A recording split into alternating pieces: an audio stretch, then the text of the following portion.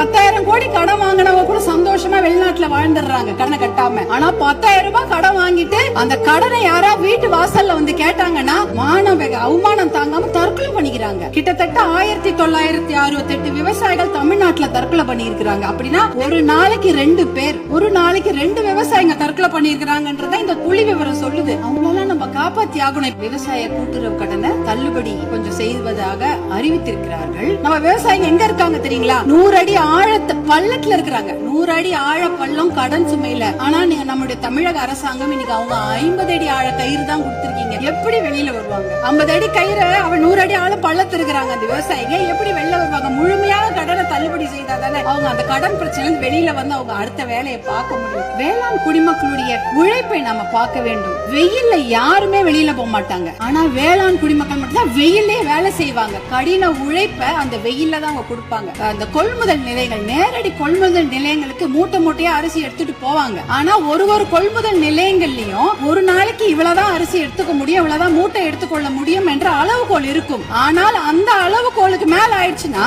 அந்த மூட்டையை வச்சுட்டு வெயிலையும் மழையிலயும் அங்கேயே இருக்கணும். அது என்னவா இருந்தாலும் சரி, மூட்டையை அவங்க நிலத்துல இருந்து எடுத்துட்டு போயிட்டாங்கன்னா தனியார் அந்த கொள்முதல் நிலையங்கள் வாசல்லே படுத்து கிடப்பாங்க. மழை பெஞ்சிச்சுன்னா அந்த மூட்டையெல்லாம் உள்ளே முளைச்சிடும், கெட்டு போயிடும். இப்படி எத்தனையோ சிரமங்களை மீறி தான் அவங்க நம்மளுடைய உணவு மேசைக்கு சாப்பாடை கொண்டு வராங்க.